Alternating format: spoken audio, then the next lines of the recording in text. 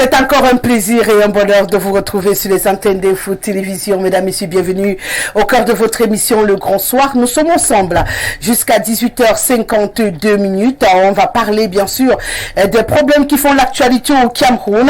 On aura l'occasion de parler encore du système éducatif camerounais. Il y a quelques jours seulement de la rentrée scolaire. On repose sur la table la question de la diplômite au Cameroun.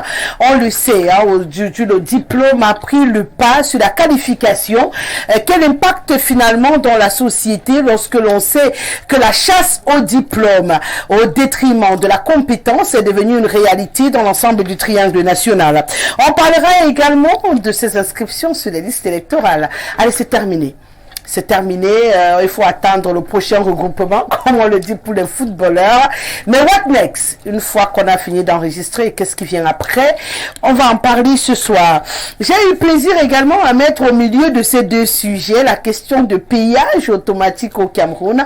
On a annoncé en grande pompe, plus ou moins installé, parce que c'est devenu des semi-automatiques. Nous, aujourd'hui, on questionne l'avancement des travaux. Où est-ce qu'on en est exactement? Est-ce que les Camerounais peuvent commencer à profiter de ces péages automatiques annoncés à coups de milliards et surtout annoncés pour venir résoudre beaucoup de problèmes sur nos axes routiers? Voilà votre vitrine. Installez-vous confortablement le temps d'un détour et puis on dit bonsoir au panel qui nous accompagne. Le code d'accès reste et demeure le même, le 699 13 50 75 par SMS ou par WhatsApp. Vous pouvez vous connecter à nous. Alors n'hésitez surtout pas à en faire bon usage tout au long de cette émission. Je le rappelle, le 237 c'est l'indice du Cameroun. Peu importe où vous vous trouvez dans le monde, vous pouvez vous connecter à nous et nous on se fera le bonheur de rendre solennel toutes vos réactions. J'ai envie à l'entame de cette émission de dire bonsoir à monsieur Kwam du côté des Touguibi ce soir, qui est bien entendu devant le petit écran. Et bien sûr, le temps pour moi de dire bonsoir au panel qui nous accompagne. Germain Ekat Diboubé est avec nous ce soir. Il est une fois de plus la voix du PCRN et c'est un plaisir de l'accueillir sur ce plateau. Bienvenue. Merci Rosalie, merci à votre riche panel, à mes copanélistes. Merci également de m'avoir fait retrouver mon colistier en 2020. Monsieur Maï, avec qui je partageais la liste du PCRN à Sanaga Maritime pour le compte des élections législatives. Je vous allez également me permettre de dire bonsoir à tous mes camarades et de les féliciter pour le travail qu'ils ont abattu en relation avec votre deuxième thème, les inscriptions sur les listes électorales. Oui, justement, on va en parler ce soir. Il paraît que les gens aiment les dernières minutes dans ce pays. Merci d'être Jama. On va également dire bonsoir à Patrick Ngoulou. Il sera encore la voix du RDPC et des conseillers municipaux du côté de Mingan. C'est un bonheur de vous accueillir sur ce plateau. Bienvenue. Bonheur partagé, Rosalie. Bonsoir à mes co-discutants, à vos millions de téléspectateurs. Si vous permettez, je vais me décharger d'un message qui vous est particulièrement adressé. On y va. Il y a le chef Obama qui vous dit bonsoir, particulièrement à partir de Bolova. Je ne sais pas pourquoi c'est particulier. Je transmets tel que reçu. Il est chef de quoi? Premier degré? C'est un jeune militaire qui est... Ah d'accord, vous l'appelez chef parce qu'il est militaire. Oui. Il est en service à Bolova. Il me charge de vous dire particulièrement bonsoir. Et si vous permettez... Attends d'abord, laisse-moi être d'abord avec le chef Obama. C'est comment tu es pressé de traverser? C'est quel corps? C'était, on appelle quoi, militaire simple. L'armée de terre? Oui, armée de terre. D'accord. Alors, chef Obama, c'est Obama? Oui, Obama. Bonsoir particulier à vous également.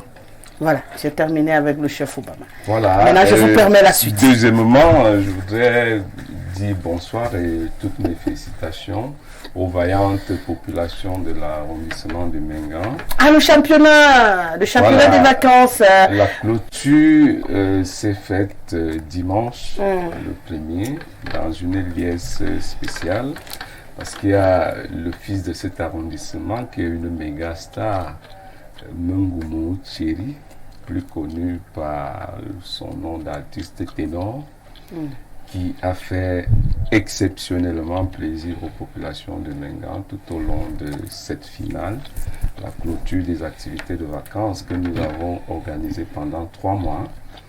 Vous savez, l'encadrement de la jeunesse, de toutes les populations d'ailleurs, et de la jeunesse en particulier, incombe aux collectivités territoriales décentralisées. Et nous faisons le devoir à chaque vacances, car nous sommes à la 10e édition. Nous faisons un plaisir particulier à accompagner cette jeunesse et à l'encadrer. Vous savez que pour aller à l'école, il faut un certain nombre d'outils et nous avons offert ces outils à ces jeunes élèves, écoliers, étudiants afin de préparer l'élite de demain pour notre arrondissement. Merci une fois de plus d'être là avec nous ce soir. On va accueillir également sur ce plateau Maï Maï, nationaliste ou mignobiste. C'est un plaisir de vous recevoir encore. Bienvenue. Ben, c'est moi qui vous remercie, Rosalie. Je dis bonsoir à tous mes companélistes là. Et dis bonsoir à tous les 2 militants de RDPC que vous avez convoqués à cette émission ce soir. L'apôtre Ramsès et M. Ngoulou. Ça fait quand même des équilibres. Parce que ma foi, bon, je dis bonsoir aussi à toutes ces populations de Mengan qui ont vécu un championnat de vacances arrosé à l'odontol dans les soulardises que vous ne pouvez pas imaginer. On sait comment est-ce que ça fonctionne là-bas. La prochaine fois, je voudrais que le maire puisse éviter la vente des boissons stressantes pour les joueurs. Parce que aller consommer de cette manière-là, d'aller consommer de cette manière-là, au lieu de faire de bons joueurs, ça détruit plutôt les poumons et les trachées artères des joueurs qui font finalement ne plus avoir le pouvoir à arriver jusqu'à la nationale. Bon, je dis bonsoir également à toutes les populations de Pouma, particulièrement de Makando Koma, mon village, et tous les membres du conseil de famille de Commando Onen. Donc, je suis le secrétaire général planétaire. Et je dis bonsoir à l'abbé Mathias Stéphane Belbel, qui est le président du conseil de famille de Commando Onen, à tous les millions d'auditeurs et de téléspectateurs qui prennent le temps toujours de venir voir la majestueuse Rosalie.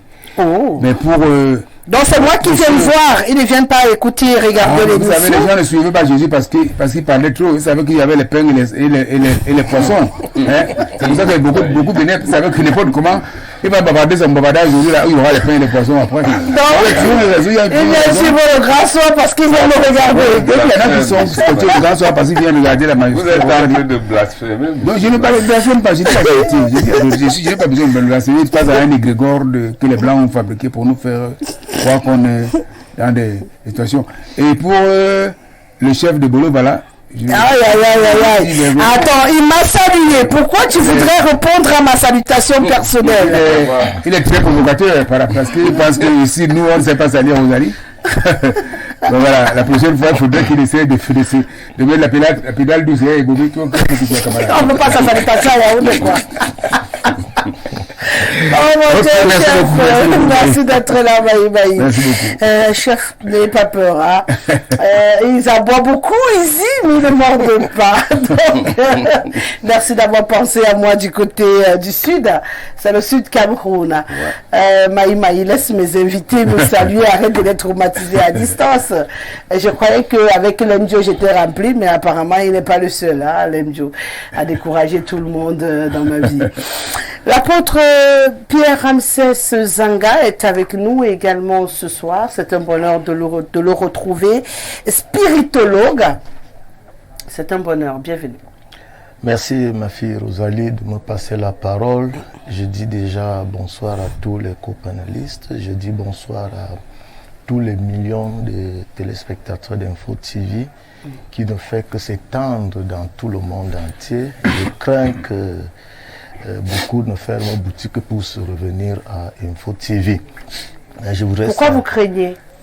Quand je dis je crains, ça veut dire je vois déjà l'avenir. Non, dites que ils sont en train de venir. Ils sont en train de venir. Parce que quand vous dites vous craignez, c'est comme si c'était quelque chose de mal, que tous les téléspectateurs se rassemblent à Info Télévision. Ça n'a rien de mauvais. Hein. D'accord. Je voudrais saluer mon épouse Denise, qui ne cesse de me soutenir dans tous mes combats. Bon, elle au moins c'est même. Oui. Elle est d'ailleurs scotchée à ce moment. Je voudrais saluer aussi mon maire, le maire de Bolova 2e, monsieur André Thomas Bengonon, qui est un maire différent des autres, parce qu'il essaye de faire véritablement son travail comme il peut. Je salue toutes les populations du secteur Boulou Sud, de Biba 1, mon village, et de la commune de Bolova 2e. Je ne manquerai pas de saluer tous mes confrères de la CECAD, qui est l'association des synergies des pasteurs du monde. Donc nous sommes en train de nous former en association pour pouvoir regarder dans la même direction. Merci pour cette première prise de parole. C'est un bonheur de vous accueillir tous. Avant de rentrer dans notre premier sujet, je fais un clin d'œil au frère Romuald. C'est du côté d'un fou, un inconditionnel de ce programme. Dès qu'il est 17h, apparemment, il dit tout le monde arrêtez-vous. C'est de ce côté que ça se passe. Et bien entendu, il nous suit quotidiennement. Et ça fait toujours beaucoup de joie de savoir que du côté d'un fou, on a un fan club, une mobilisation. Voilà, donc on en profite pour lui faire un clin d'œil. J'en profite également pour saluer la petite famille de ce côté-là, Prudence et mes bébés, bien entendu. Alors, on va rentrer dans cette émission ce soir, parce que ça aussi c'est important. On va démarrer par l'éducation. Dernier salué, premier à prendre la parole, apôtre Pierre Ramsès. On parle du système éducatif camerounais. On l'a constaté, peut-être vous n'avez pas le même constat, vous serez libre, qu'aujourd'hui le diplôme est plus important que le contenu au Cameroun. Et pour finir, tout le monde court derrière le diplôme. On ne cherche pas à avoir des connaissances, on ne cherche pas à être assis. On veut le diplôme parce que le diplôme permet d'avoir des postes, permet de travailler, permet d'avoir des occupations, même si on est incapable après d'être à hauteur du diplôme qu'on a. Le plus important, c'est le diplôme. Conclusion de course, on a des personnes sans compétences, mais qui, grâce à des paperasses, sont assis à des postes et ne peuvent pas assumer les responsabilités qu'on leur donne. On revient sur ce sujet parce qu'on a beaucoup de jeunes qui soutiennent en ce moment. On a des gens incapables de faire un rapport de fin de stage, mais qui pourtant vont sortir avec des BTS, des licences, des masters. Pourtant, les rapports et tout sont effectués dans des secrétariats. Ils ne savent même pas ce qui est écrit à l'intérieur, mais ils vont aller soutenir. Après avoir madoué le jury, on va leur donner des grosses notes et chacun sort de là, il appelle la télévision, filmé, je viens de soutenir mon doctorat, je viens de soutenir, et on se pavane. Pourtant, lorsqu'on nous donne un stylo ou un poste de responsabilité, rien n'en sort. Est-ce que c'est pas dangereux pour le pays? Merci ma fille Rosalie de me passer la parole sur ce sujet très important. Ouais. Il est important, il est délicat, il est même, il faut même le prendre dans sa plus grande profondeur.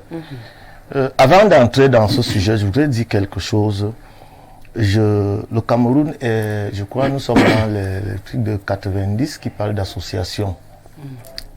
90. La loi de 90. La loi de 90. Mais j'ai quelque chose qui m'étonne. C'est que de 1, la loi de 90 n'oblige personne à être membre d'une association. Ça, c'est d'un. De 2, cette loi, je l'ai encore parcourue. Je ne vois pas là où on est membre d'une association et on impose à quelqu'un d'autre de payer les frais de l'association de l'autre. Je vous arrête tout de suite. Je saute dessus. Alors, par rapport au sujet qui est sur la table, système éducatif, le phénomène de la diplomite. Alors, ce n'est pas un phénomène d'aujourd'hui, ma fille Rosalie.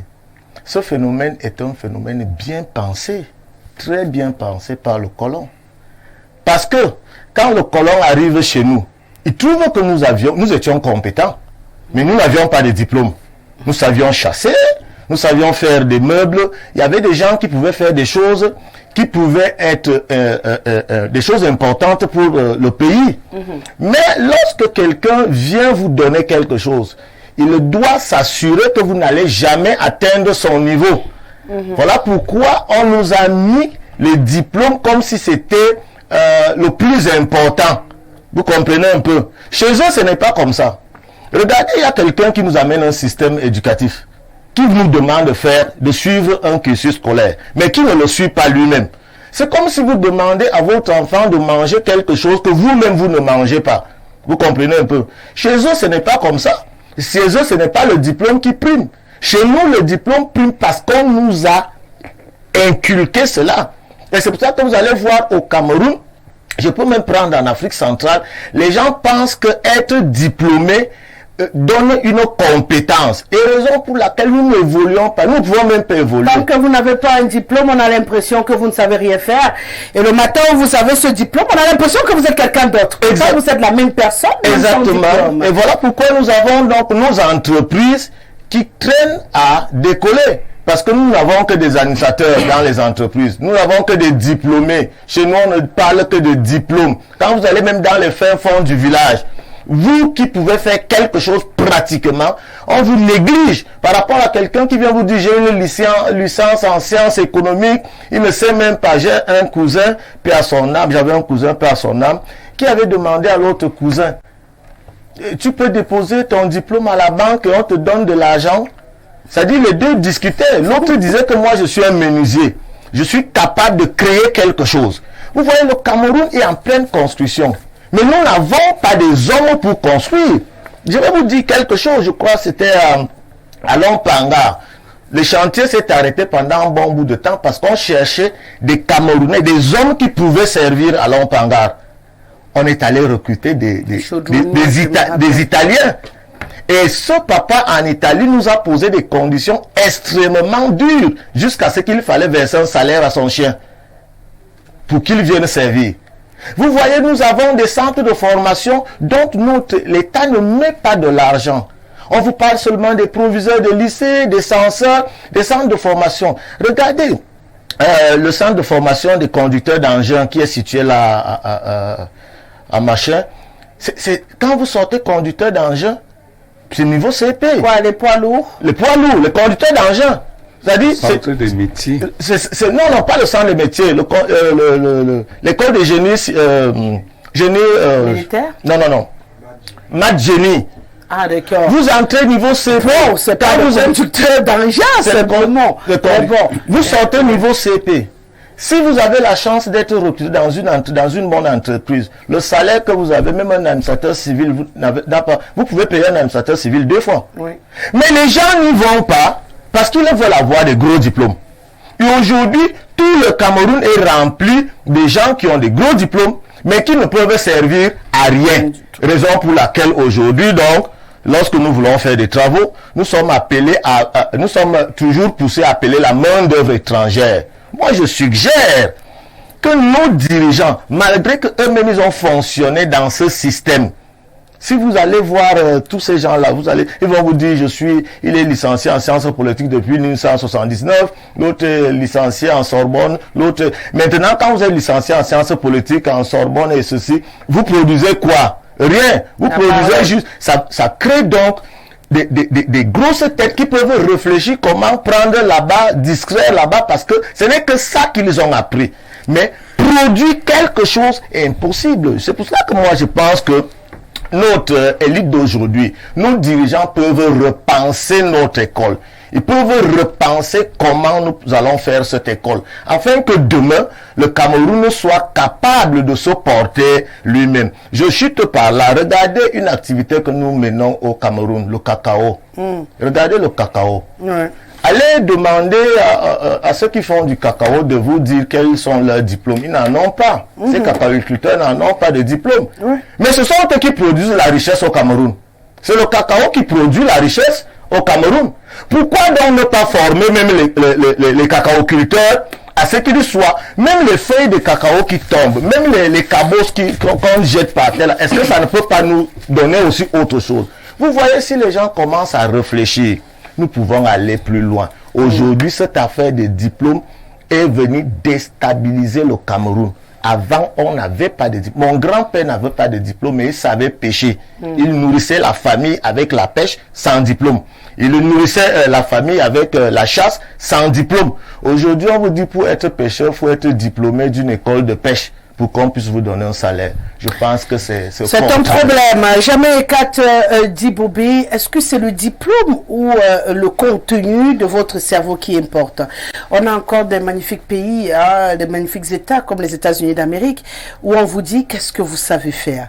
On ne vous dit pas quel diplôme vous avez, surtout lorsque l'on sait qu'aujourd'hui dans les secrétariats, les gens fabriquent des diplômes. Est-ce qu'il ne faut pas qu'on change notre approche au Cameroun si on voudrait donner l'occasion à certains qui ont la compétence de s'exprimer? Oui, mais Rosalie, les deux vont de pair. Oui. D'abord, je vais dire qu'on a un pays comme la Pologne où il n'y a pas de diplôme. Où on a des évaluations pratiques de ce que vous savez faire niveau par niveau jusqu'à ce que vous arrivez au niveau supérieur que vous souhaitez. Mais les deux vont de pair. En même temps, pendant que on veut rendre l'éducation de manière aussi pratique, c'est-à-dire qu'on veut se doter d'une éducation de mission et non d'une éducation de diplôme. Ouais. Les deux vont de pair parce que quand il dit que on a plus de diplômés, c'est eux qui viennent avec la richesse, la connaissance pour mettre en place des politiques pour que l'éducation vienne avec une éducation de mission. Ça, c'est d'un. La deuxième des choses, moi je suis généralement surpris quand je suis sur les plateaux avec les militants du RDPC. Parce que lorsque vous êtes un homme politique et que vous appartenez à une association politique, votre premier engagement, c'est de tout faire pour que ce que vous dégagez comme pensée, ce que vous pensez comme politique, vous impactez dans votre parti au point où on puisse l'implémenter.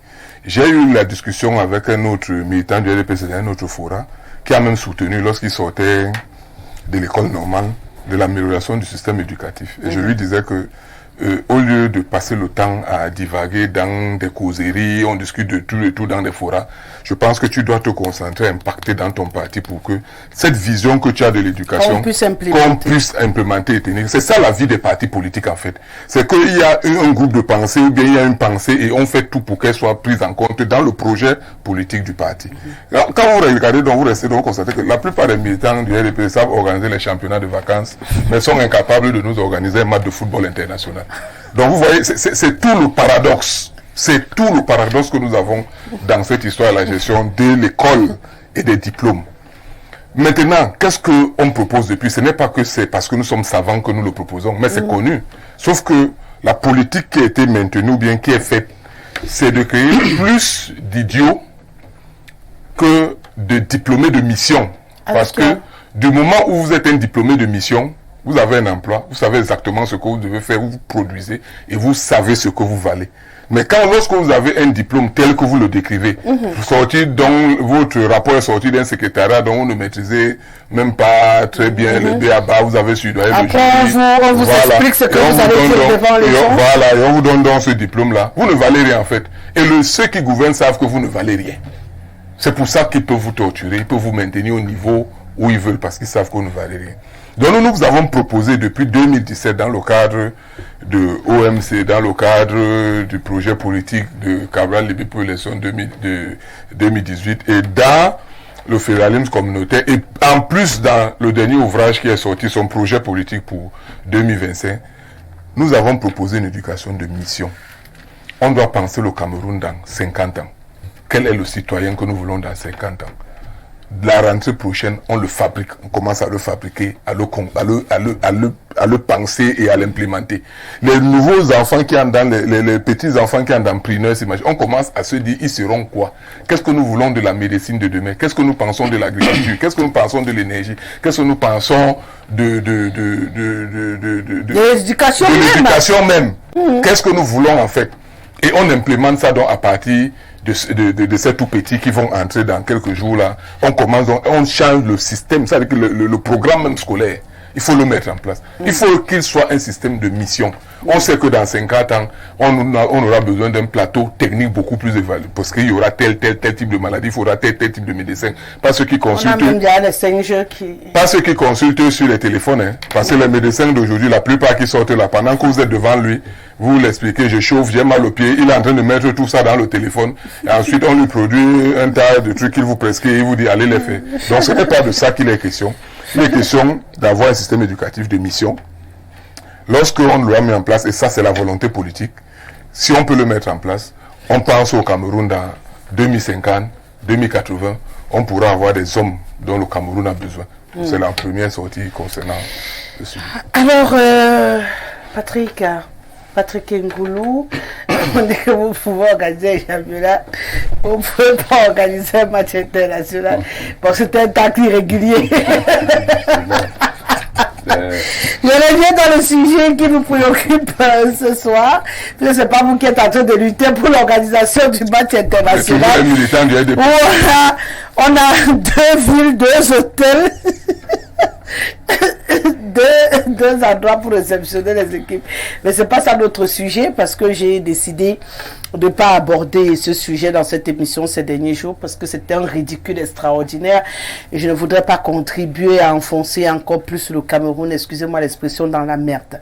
Donc on va essayer de parler des problèmes qui inquiètent un peu plus les Camerounais, en laissant cela trouver un moyen de sortir de leurs égos surdimensionnés et revenir au bien-être des Camerounais.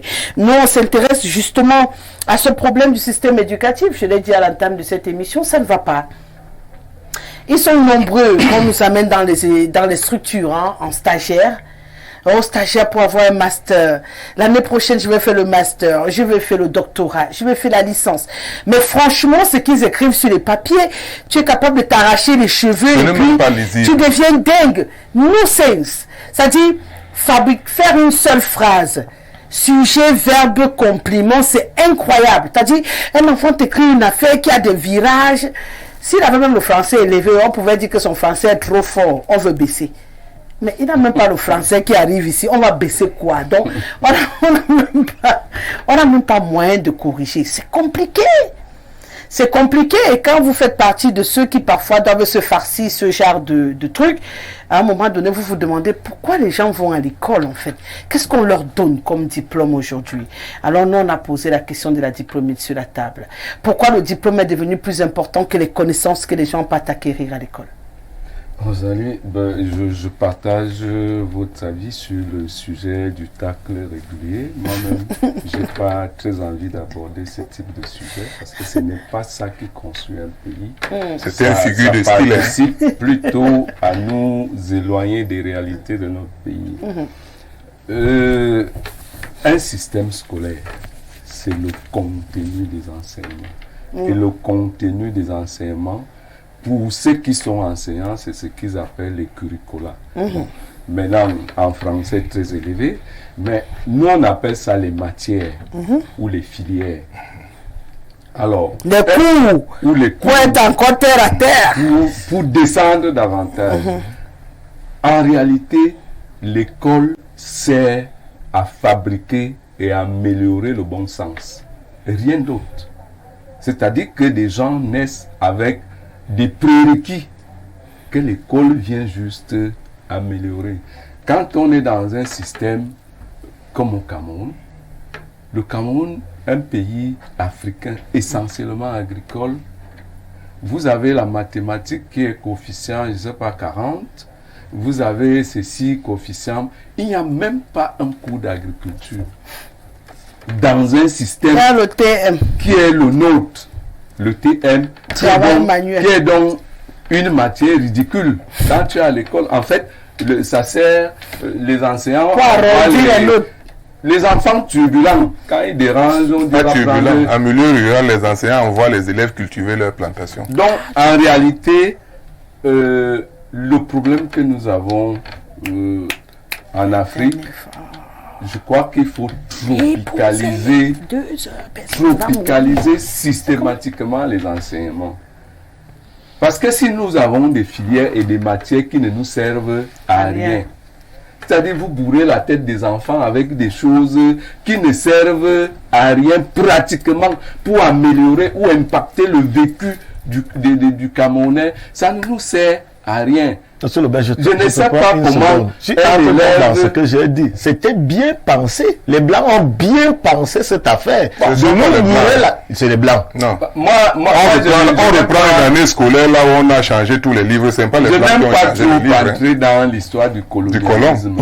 Nous sommes aujourd'hui à un niveau où ce qui se passe à Londres à l'instant, on est au courant au Cameroun. C'est-à-dire, on n'est plus à l'époque où on pouvait vous voir. Les masques sont tombés. C'est à nous de se prendre à main, de décider de ce que nous voulons être demain. Et c'est ça qui me gêne le plus, parce que nous sommes dans un système politique que nous appelons démocratie, où on passe le temps à bagarrer, à se faire des pics, que de s'asseoir et dire vraiment, cette affaire, le Cameroun nous appartient à tous, c'est notre premier bien, à tout le monde.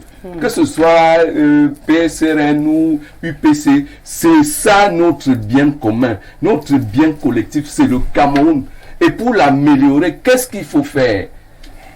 Les gens passent le temps, on parlait des diplômés, nous voyons donc vers quoi les diplômés nous mènent.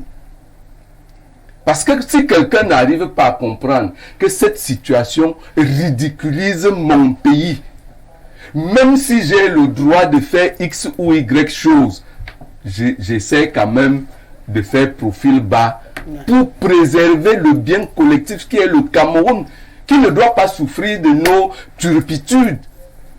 Nous devons préserver le Cameroun de nos turpitudes. Et c'est pour ça que je suis tenté de partager l'avis des gens qui disent que c'est fait exprès de bourrer la tête des enfants avec des choses qui ne leur servent à rien. Et comme vous dites, c'est tout le système qui est comme ça. Vous-même, pour inviter les gens sur les plateaux, les gens viennent vous taper les poitrines avec les doctorats, les agrégations et tout ça. Quelqu'un va vous dire, j'ai une licence. Vous savez combien de professeurs et autres qui défilent sur mon plateau, cher Maurice, qui n'a rien à voir avec la diplômite. Donc du coup, c'est clair que je suis peut-être hors norme, mais ça ne m'impressionne pas parce que je sais comment ça se passe malheureusement. Vraiment, c'est assez gênant. C'est ça. Qui commence donc à par contre, il y a d'autres qui écrivent. Madame Guessele, vous savez que j'ai suis quand même un docteur. Mais vous écrivez seulement mon nom. Pourquoi vous ne mettez pas docteur devant? J'ai dit que quand c'est que tu vas parler là, c'est docteur qui parle aussi. Voilà. Quand nous sommes sur ce plateau, si quelqu'un a un raisonnement logique, est-ce qu'il a besoin de vous dire à quel niveau il est arrivé? Vous pouvez imaginer que au vu de son raisonnement, ce monsieur est intellectuellement assis. Il est intellectuellement assis. Oui. On n'a pas besoin de venir exhiber professeur, docteur. Moi, j'ai travaillé avec une dame qui exhibe son histoire de doctorante. Je vais demander, madame, doctorante pour vous signifie quoi? J'ai fini en maîtrise, je m'inscris en doctorat et je mets doctorant. Alors que je peux partir de là sans même obtenir ce doctorat. Mais je suis doctorant. Tous les jours, je suis doctorant. Donc, ça ne nous sert à rien. Moi, je dis, Rosalie, faisons des débats pour sortir des bruits. Parce que j'appelle ça des bruits. Et c'est pour ça que nous méprisons ceux qui ont des connaissances profondes dans certaines matières. Quand vous parlez à quelqu'un qui a joué au football, vous pensez que lui ne comprend rien. Lui qui a passé les procédures, il a joué peut-être 20 ans sur les stades. Il sait quand même comment on enregistre, qu'est-ce que tel arbitre fait, qu'est-ce que tel doit faire. Parce que vous avez une agrégation. Vous pensez que lui, il ne vaut rien, il ne connaît, il ne comprend rien. Il a parlé de menuisier. Est-ce que j'ai besoin de votre diplôme pour savoir que le meuble que vous avez fabriqué là est beau? Ou pour fabriquer votre cercueil. Par exemple. Non, par exemple, comme vous êtes toujours dans 1960 avec parce que la mort est en 1960. On a avancé. Rosalie, vous imaginez un système éducatif comme le nôtre, qu'on ait aimé, connu ou pas aimé ou miobé. Comment on ne doit pas savoir ce que a été ce monsieur? Qu'est-ce qu'il a fait comme étude? Qu'est-ce qui a motivé son engagement? Pendant que les autres, j'ai vu l'anniversaire du soldat inconnu, machin, tout ce qu'ils disaient là. Mais nous, on n'arrive même pas à reconnaître ceux qui se sont engagés. C'est en septembre que ça va se passer. Il a fait des études de finance. Il a fini greffier. Combien le savent? Mais comment vous faites pour maintenant, que dans le les gens parti savent que vous n'impactez pas pour Martin qu'on vote à Luther King l'Assemblée a qu'on fait modifie le si, système éducatif? C'est un problème de parti. Oui, vous êtes majoritaire au Parlement. Parti. Vous êtes majoritaire partout. Vous êtes même la gouvernement des postes. C'est ça qui nous a. C'est ça qui nous a. Comment vous faites? Je vous prends une seconde. Avant que le RDPC ne soit au pouvoir, n'est-ce pas? Parce que le Cameroun n'a pas été créé par le RDPC. Oui. Avant qu'il ne soit au pouvoir, est-ce qu'on n'avait pas ce même problème de diplôme? Des diplômes. C'est-à-dire où le Cameroun ne valorisait que les diplômes. On avait ce problème. C'est pas un problème parti. D'ailleurs, même dans votre parti, le PCL, vous êtes toujours aussi dans les diplômes. Quel est le Camerounais qui n'est pas dans les diplômes, ma fille Rosalie? Comment vous pouvez dire que nous sommes dans les diplômes? Mais je dis dans ceci. Vous voyez, c'est pour ça que le Cameroun tarde à décoller. Non, chaque fois qu'il y a un problème, chacun veut le jeter sur l'autre. Non, on ne le jette pas. On dit que vous avez pris tout. Vous êtes partout. C'est vous qui gouvernez. Moi, je vous ai dit. C'est vous qui gouvernez. Moi, je vous ai dit au départ. Donc, à vous de décider de changer une situation bien. Le jour où nous gouvernons, on le problème, c'est qu'on ne renverse pas un système avec des hommes nonchalants. Il faut quelqu'un qui se lève et qui frappe la main sur la table. Malheureusement, tous ceux qui doivent frapper la main sur la table savent très bien que le système éducatif camerounais n'est pas bien. Raison pour laquelle tous les enfants ne fréquentent pas au Cameroun. D'accord. Parce qu'ils le savent. Vous vouliez continuer. Mais il n'arrive pas de jeter la main sur la table. Ce n'est pas une question de parti de politique. Ce n'est pas une question de politique, c'est une question de gouvernance. Et c'est le RDPC qui gouverne. C'est une question de gouvernance. Ce n'est pas un autre parti qui gouverne, c'est le RDPC qui gouverne. Cher ami, c'est ça qui nous met. Et c'est pour ça que je dis tous les jours que je suis surpris, parce que je ne comprends pas comment les militants du RDPC eux-mêmes savent que le système n'est pas bon. Vous avez mais n'impacte pas au sein. Déclaration de Oumniobé. Non, Oumniobé n'était pas. Moi, je ne parle pas de Oumniobé. Je parle des militants du RDPC qui, sur les plateaux et dans les forats, remettent en cause le système éducatif. Mon frère, je n'ai pas comment ils font pour que sur la fiche. Comment ils font pour qu'ils ne puissent pas impacter à l'intérieur de leur parti qui gouverne, qu'on modifie ou bien qu'on améliore le système éducatif. Moi, c'est ça la question. Me permettre de ne pas parler politique ici parce que je parle des Camerounais et du bien collectif. Mais si vous parlez des Camerounais, vous parlez du bien collectif, on parle politique. Non. C'est pas des politiques qu'on met en place, des politiques qui sont pour le bien collectif. Donc si vous ne pouvez pas parler de la politique, si vous dites qu'on ne parle pas de politique, ça veut dire que vous ne pouvez pas parler des Camerounais. Parce que pour parler des Camerounais, il faut parler des politiques qui améliorent leurs conditions de vie. S'il vous plaît, un médecin bien formé qui soigne votre maman, qui soit du RDPC ou du PCRN ou du MSC, il a sauvé la vie de votre maman. Nous sommes d'accord. Un bon ingénieur, nous sommes fait un bon pont chez vous. Le pont là, vous le traversez. Nous sommes d'accord. Vous soyez du RDPC. Donc, quand nous avons des questions, nous sommes d'accord sur le principe. Des problèmes sociaux, de développement, débattons sur ces questions de développement. N'allons pas dans des chapelles politiques. Non, sauf que ce médecin-là, ce médecin qui soigne ma maman, qui va soigner mon frère, ma soeur, c'est parce que ceux qui gouvernent ont pensé que dans 50 ans, dans chez moi, 10 ans, il faudrait un plateau technique pour qu'on puisse soigner ma grand-mère. Chuter, Rosalie. Donc, c'est des politiques. C'est un impératif. C'est un impératif de tropicaliser les enseignements. Si l'Afrique, je ne parle même pas du Cameroun, si l'Afrique... Donc vous pensez qu'on peut tropicaliser les choses? Tout à fait. Il y a quelques jours, on discutait avec des aînés qui trouvaient que le métier de journaliste que nous faisons ne peut pas être tropicalisé. C'est faux. Ah, c'est faux. Ça, c'est leur pensée. Ah, c'est faux. Donc, vous êtes d'accord qu'on peut tropicaliser? Merci, je vous permets de chuter. Ces aînés auraient pu vous dire qu'ils ne veulent pas. Ils n'ont pas le poids. Vous voyez la Chine aujourd'hui. Tout le monde couvre la Chine aujourd'hui. La Chine a pris le temps pour se refermer en elle-même, essayer de créer un modèle de développement personnel. Et c'était une volonté politique. C'est une volonté politique. Donc, et c'est pour ça que je dis, nous pouvons tropicaliser les enseignements pour rendre le système éducatif plus productif pour nous. D'accord, Maï, votre regard sur ce phénomène de diplômite. En face, on a deux invités qui trouvent que c'est un problème important qu'il faille résoudre. Et bien sûr, notre ami Jama Ekat Dibobé qui trouve que c'est le gouvernement en place, j'allais dire le parti politique qui dirige en ce moment, qui doit prendre des mesures adaptées pour pouvoir apporter une réponse, une solution à ce problème et qu'on ait des compétents là où il faut. Rosalie, je vous remercie beaucoup d'avoir mis ce problème aujourd'hui, ce sujet aujourd'hui sur la table. Mais je vous rappelle qu'en 1962, après l'assassinat du président Félix Roland Moumié, en 1960 à Genève, en Suisse, le président Ernest Ouandi, dans une interview qu'il a accordée à la chaîne INA, a parlé, évidemment, il a mis le doigt sur ce problème de la diplômite. C'est dans les réseaux sociaux, vous allez visiter ça. Donc, que c'est pas récent. Voilà. Ce n'est pas récent. Voilà. Mais nous les patriotes, nous qui avons pensé le Cameroun, nous qui avons pensé que nous avions un projet pour le Cameroun, pas les personnes qui sont arrivées par effraction à la gestion du Cameroun sans y être préparées, n'est-ce pas? Nous avons pensé que les diplômes ne sont que des présomptions de connaissances. Hein? C'est la définition que le président Ernest Ouandi donne à la diplômite. Il dit que c'est des présomptions de connaissances. Ça ne confère pas la compétence. En rien du tout. Nous avons pensé que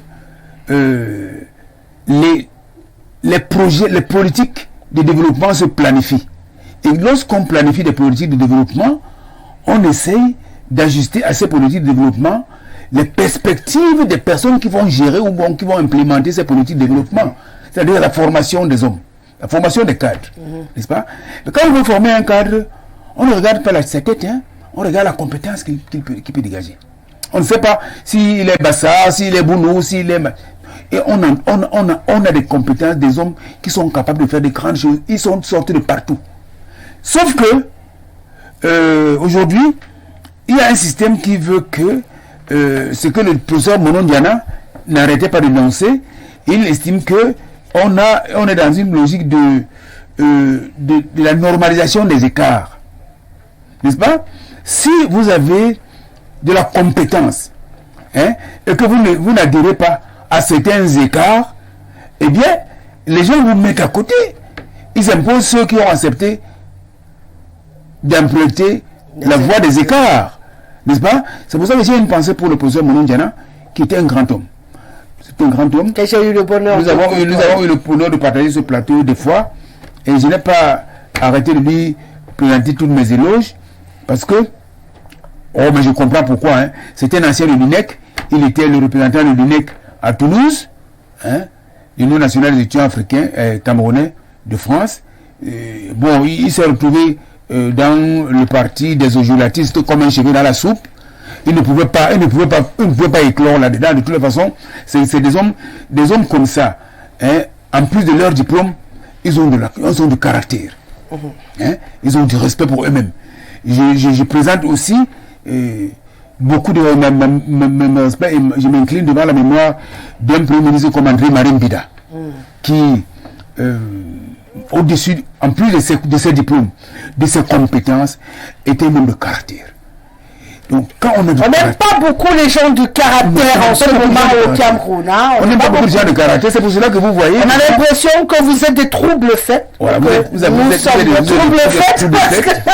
Vous êtes des troubles faits. Parce que je me reconnais quand même dans cette équipe-là. Vous êtes on ne s'aime pas beaucoup, on ne fonctionne pas comme tout le monde, ça ne plaît pas. Vous êtes des empêcheurs de tourner en rond. Ouais. Hein? Parce que vous avez en face de vous des fouteurs de rien du tout. Et qui veulent que vous puissiez adhérer à leur façon de ne rien foutre. Mais vous ne pouvez pas adhérer à ça, n'est-ce pas? Vous avez des compétences, vous savez que vous êtes des gens de compétents. Je vais vous prendre un exemple. Il y a des cas où, dans des familles, on achète l'entrée au CUS à son enfant. On achète la validation des UV. On achète la soutenance. Oui, c'est ce que je disais tout à l'heure. On achète les soutenants. Tu comprends? La soutenance qui va donner, confirmer tout à l'enfant. Et puis, l'enfant devient médecin. Il n'en sait rien. au corps humain. Il parlait tout D'accord? à l'heure. Parce que dans la médecine, parfois, on vous sort la nuit et on vous envoie à la morgue pour extraire des corps. Des corps, vous commencez à opérer sur des corps des morts. La pratique se passe comme La ça. pratique se passe sur le corps humain. J'ai eu des médecins qui m'ont confirmé qu'il y a des fois où on les a réveillés à minuit, à 1h du matin, ils vont sortir des corps des morts et tout. Ils font des opérations sur les corps. Il y en a qui ont peur. Ils n'ont jamais touché un corps comme un de ces... il n'a jamais touché un bistouri comme un de ces professeurs qui était un recteur d'université quelque part au Cameroun, qui a opéré la dernière fois qu'il avait fait une opération, c'est le temps de Mathusalem, mais qui s'est retrouvé à être le recteur d'une université. Il s'est permis de donner des leçons à des personnes qui bistouraient en main. Je connais des grands professeurs qui sont maîtres dans l'art de pouvoir opérer des personnes. Tu penses à Baïbek? J'ai une pensée pour le docteur Jean-Jacques Parbet, qui était un chirurgien cardiologue, pour qui tout le monde avait du respect. Et des gens comme Jean-Jacques Baïbek et bien beaucoup d'autres encore comme ça. Bistouri à la main, il est incroyable. Bistouri à la main, je connais pas tous, je connais un Gaboulou qui a opéré ma mère, qui a sorti ma mère d'une situation très complexe. J'avoue que c'était un grand monsieur. Mais vous allez être surpris. Personne ne l'a jamais désigné pour conduire la faculté de médecine au Cameroun. Malgré le fait qu'il est compétent. Mais parce que le gars, il n'accepte pas de se... Il ne répond pas aux critères. Il n'accepte pas de se clochardiser, de se faire marcher sur les orteils. Ouais. D'accord? Ce que je dis, c'est que un pays qui sème, n'est-ce pas, planifie sa prospérité, son développement, sa croissance. Je prends l'exemple, par exemple, de l'Algérie, pas l'Algérie de Tebboune qui donne un coup de main aux terroristes aujourd'hui, mais l'Algérie des Ouahi Boumedienne, n'est-ce pas, qui après avoir planifié que, malgré la sortie des accords d'Évian, où le pétrole algérien continue à être géré par les Français, les gars ont pensé qu'il faut préparer les cadres, des ingénieurs qui vont prendre la relève de la gestion du pétrole algérien. Le jour qu'ils ont nationalisé le pétrole algérien, les ingénieurs français ont pris leur clic et leur claque, ils ont traversé la Méditerranée. Ils croyaient que les usines vont tomber en lambeaux, mais non, les ingénieurs algériens avaient été préparés en amont, 10 années plus tôt, n'est-ce pas, pour prendre la relève de la gestion du système pétrolier algérien. Donc pour vous, il est temps qu'on prépare... Non, ce n'est pas le temps. Ce régime n'a plus le temps de le faire. Parce qu'il doit partir. D'accord? Ce régime doit partir parce qu'ils ont eu 70 ans. Mais leur agenda, la feuille de route que leur mentor de Gaulle, après avoir dégagé leur caractère de cerveau de colibri, leur a donné, d'accord? Leur mentor de Gaulle leur a donné une feuille de route qui consiste à surveiller le Cameroun pour qu'il ne décolle pas. Pour ça, ils ont réussi leur mission. Ils ont réussi à 70 ans après à ne pas faire décoller le Cameroun. Mais nous n'avons pas continué à laisser le Cameroun voler bas, être porté par les colibris. Nous voulons que le Cameroun s'élève au-dessus des nuages. Porté par les aigles. Voilà, porté par les aigles. Ah, ben vous avez dit le mot. C'est ça que nous voulons. Et pour que nous puissions porter le Cameroun soit porté par les aigles, il faut préparer les cadres comme les Ngolo, que je vais faire extraire de RDPC parce qu'il est non compétent, comme l'apôtre Ramsès, que je vais lui demander de démissionner de RDPC, parce que là-bas on ne trouve que du pain et de la sardine, des grands messieurs qui sont là-bas, parce qu'ils sont des situationnistes, ils veulent gérer l'instant, mais pourtant qu'on en a besoin pour bâtir le Cameroun, le grand Cameroun. Okay. Donc nous avons proposé une planification des compétences pour que nous puissions avoir dans 10 ans des ingénieurs qui sont capables de fondre notre or. Parce que l'or au Cameroun, là, les gars sont en train de creuser à 10 mètres. Mais quand vous allez à 120 mètres, c'est des mines d'or, des tonnes d'or, une richesse que vous ne pouvez pas imaginer. D'accord. Et comme l'or ne va pas sans le diamant, sans d'autres choses et tout. Il y a l'uranium, nous devons préparer les cadres à exploiter l'uranium du Cameroun. D'accord. Voilà. Donc on ne doit plus être dans une affaire de diplôme, mais de compétences. Si on voudrait voir le pays bouger un tout petit peu, on fait parler quelques téléspectateurs. Bonsoir à tous les panélistes. Un débat très intéressant ce soir. Parlons de l'éducation au Cameroun. Tout est à refaire, surtout dans le domaine professionnels, en particulier le domaine de la santé. Je préfère que l'on arrête de lancer le concours de la santé. Ils sont assez nombreux. Pourquoi accuser les élèves ou les étudiants si les enseignants en question n'arrivent pas à bien écrire ou à bien s'exprimer? La base n'est pas bonne. On a facilité les choses avec le système APC. C'est mieux que l'on se spécialise dès la base. Couvou, prudence. C'est aussi une fuite en avant. Hein. Couvou, je peux le dire comme je le ressens, parce que nous, on n'a pas eu la formation, la spécialisation dès la base. Ça n'a pas empêché qu'on ait une bonne base. Ouais. Je pense en fait que le problème est ailleurs. C'est pas un problème de se professionnaliser dès la base. Hein. Je pense qu'on a raté quelque part et il faut trouver là où on a raté. Parce qu'on a raté quelque part. Bonsoir, le Cameroun a besoin des hommes et des femmes qui travaillent pour son bon développement. Bonsoir à vous sur le panel. Excellente thématique sur le système éducatif camerounais, s'il vous plaît. Je veux qu'on me dise en troisième, il y a des leçons en histoire que j'ai envie qu'on m'explique à quoi ça nous sert, notamment le Japon, LR Meiji, la révolution russe, la Chine et les traités inégaux, etc. L'histoire de ces gens nous sert à quoi réellement jusqu'à ça vient même aux examens officiels. En terminale, alors c'est la vraie sorcellerie. Il y a au moins 5 chapitres portant sur des pays comme la Chine, le Brésil, les États-Unis, l'Inde, l'Afrique du Sud. Vraiment, nous sommes un pays carrefour, on ne sait pas où on va. Avant de continuer, peut-être il faut répondre à cet étudiant ou à cet enfant, parce que on est également là pour éduquer, pour avancer. Vous savez qu'en ce moment, le président de la République est en Chine, à Pékin pour être plus exact. Si tu ne sais pas, tu n'as pas la vision de ce qui se passe autour de toi. Hein? On appelle ça la géopolitique. Quand tu vas arriver à l'université, tu comprendras de quoi on parle. La géopolitique te permet de regarder les forces en présence autour de toi et de positionner ton pays, parce que le positionnement est important pour un pays. Un pays sans positionnement est en navigation à vide. Il faut se positionner. Qu'est-ce que nous on veut? Où est-ce que nous on va? On appelle ça le positionnement. Quand tu te positionnes, c'est valable pour les entreprises, c'est valable pour les familles, c'est valable pour tous les businessmen. Si tu n'es pas positionné, tout ce que tu fais est une perte de temps. Tu te positionnes en fonction des autres qui sont autour de toi et qui sont dans la même position que toi. Ce sont des pays. Avant, il n'y avait pas l'Afrique du Sud. Si aujourd'hui, on a considéré qu'on doit regarder ce que l'Afrique du Sud fait, c'est parce que dans tout le continent africain, ils ont décidé de sortir la tête et on ressent qu'ils se positionnent. Alors, leur positionnement devient intéressant. La Chine était négligée. Aujourd'hui, la Chine fait partie de tous ceux qui peuvent décider aux Nations Unies.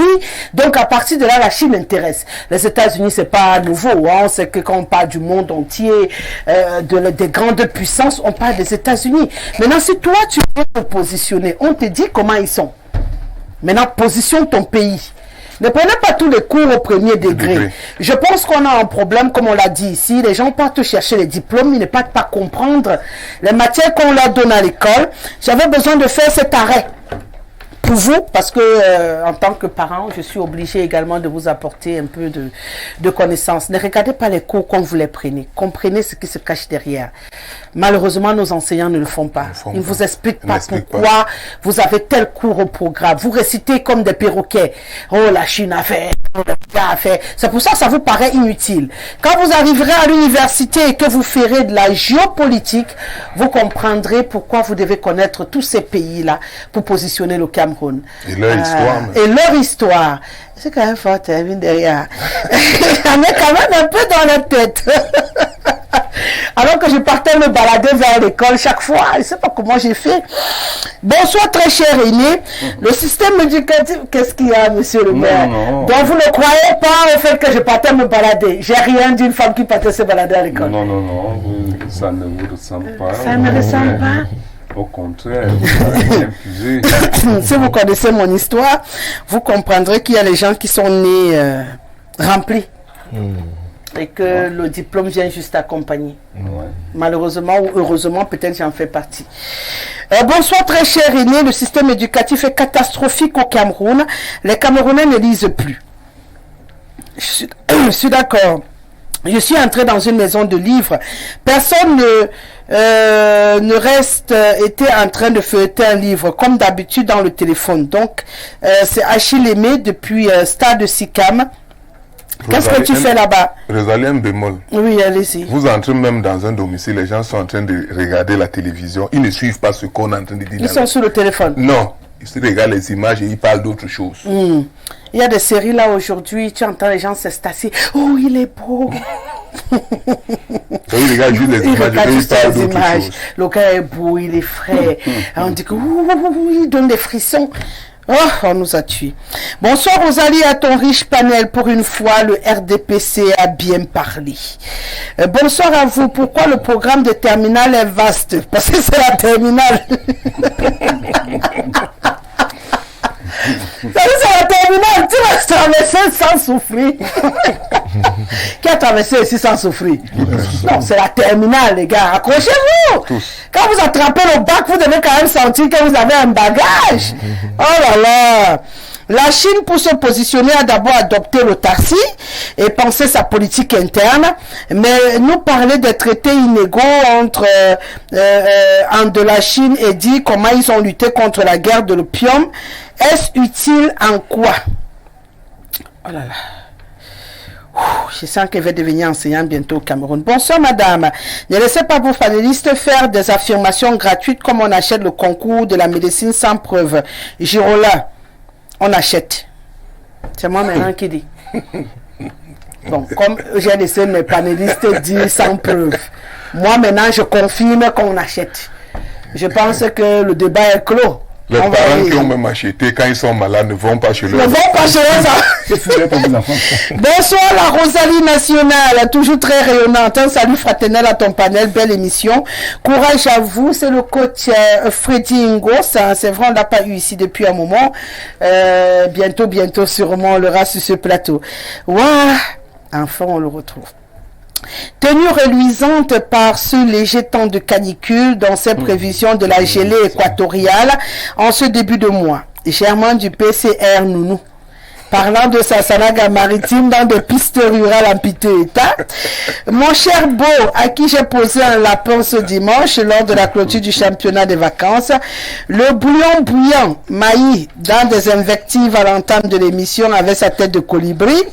Il faut laisser mon beau-frère Ngoulou, mon cher ami l'apôtre, espérant verser une bouteille d'eau bénite sur la tête de colibri.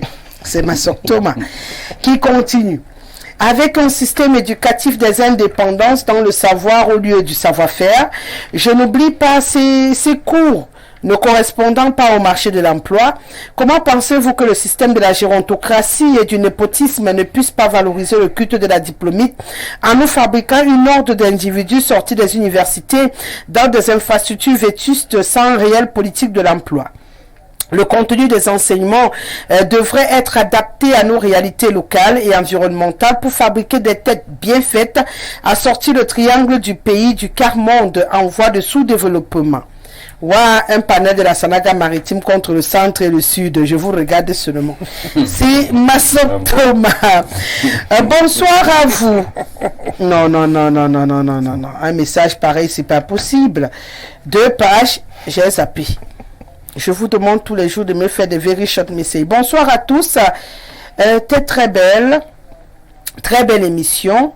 Le malheur de l'éducation au Cameroun vient avec l'instruction au programme des livres champions au cours de l'année scolaire 98-99. Depuis lors, la promotion collective et la diplômite, il faut tout refaire. Autre réaction, bonsoir madame, avec ton panel, je suis ému de votre débat ce soir. Le Cameroun a raté le coaching car au lieu de prendre des compétences partout ailleurs, on choisit les marionnettes dans tous les domaines pour perdurer leur médiocrité. Quel malheur pour nous. C'est Daniel qui nous écrit. Bonsoir Rosalie. Ce qu'il faut faire, c'est transformer tous nos établissements d'enseignement technique et professionnel en centres de formation et surtout diminuer les établissements d'enseignement général car après avoir eu leur baccalauréat littéraire, tous ces bacheliers se ruent vers les instituts de formation professionnelle. Autre réaction, bonsoir ma bien-aimée Rosalie. Merci d'avoir invité les deux amis sur votre plateau, Monsieur Maïmaï et Monsieur Ekat Dibobé. J'applaudis leur éloquence. C'est Madame Bapa qui nous écrit depuis IDEA. Bonsoir Madame Guessele et à tout votre panel. Monsieur Maïmaï, merci d'avoir eu une pensée à nos élites de la Lekié comme Monondiana et le Premier ministre André Marimbida. Le phénomène de la diplomite, c'est un phénomène, c'est un problème pour le développement. Si tous les Camerounais entrent seulement dans la bureaucratie, ça ne peut faire décoller notre économie. C'est pour cela que nous avons besoin de la compétence. Ngono Tiala, depuis Akak, qui nous écrit. On part au Burkina Faso. Ouais. Il là aussi, ça part d'écrit, hein. Notre ami du côté du Burkina Faso. Madame, votre beauté illumine nos plateaux. Sujet intéressant. Madame, partout ou sur le plateau de télévision, vous verrez que c'est un professeur agrégé, docteur en ceci ou en cela, sans oublier ceux qui souffrent le vous-vous-là du RDPC, qui vous diront, comme le chef de l'État, des propos terribles. Au lieu de mettre véritablement les diplômes au service des populations, ils vous narguent et vont même se faire établir des faux diplômes. Regardez les routes et autres. C'est le délabrement total. Donc, à quoi servent ces diplômes?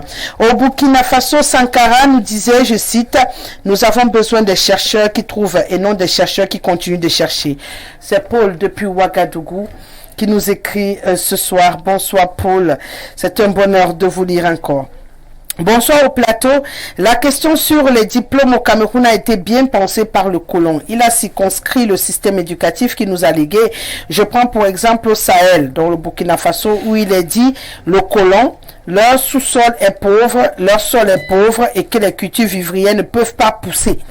C'est Paul Aimé Sengui et Banga qui nous écrit. Coucou ma rose préférée. Bonsoir, je pense qu'il est temps de changer notre système éducatif qui n'est autre qu'une course au diplôme au détriment de la connaissance et de la formation. L'école nous permet d'avoir le bon sens, mais malheureusement notre système éducatif égare plutôt nos enfants avec des multiples programmes qui à la longue ne servent pas forcément l'élève. Il faut spécialiser ce système éducatif à partir de l'école primaire. Nous aurons des enfants bien formés, compétents, prêts à travailler. Les pseudo-diplômés ont foutu ce pays dans l'abîme total. C'est Cyril depuis Douala. Bonsoir Rosalie, le système éducatif changera le jour où les Camerounais qui ont fait l'école d'outre-mer ne seront plus au pouvoir. C'est de ça qu'il s'agit. Jude de Douala. Au Gabon, bonsoir Madame Rosalie, le monsieur du RDPC est plus apaisé comme Jésus-Christ par rapport à l'apôtre. Vraiment Madame Rosalie, dites à l'apôtre de mettre la farine dans son moulin avec les autres panélistes. Ces trois autres panélistes savent plus que le pauvre pays. Madame Rosalie, dites à l'apôtre que Jésus n'a jamais été à l'école, mais il est Seigneur. J'apprécie le monsieur du RDPC qui a un langage apaisé. C'est Serge depuis Libreville. Je vis en Guinée, Conakry ce soir. Bonsoir Tata Rosalie, bonsoir à ton riche panel. Vraiment Tata Rosalie, le système éducatif camerounais est à revoir. On passe plus de temps à étudier sans apprendre. Moi, j'ai fait MFCM, donc métaux en feu et construction métallique. Mais le nombre de matière est énorme. Tu fais chaudronnerie et tu as minimum 15 matières pour un seul enfant à maîtriser, alors que sur ces 15 matières, rien que 5 matières correspondent à la filière choisie. Oui. Après, nous aurons des diplômes et non les bons techniciens. Narcisse Florent, depuis la ville de Doubreka, en Guinée. En Guinée-Conakry. D'accord.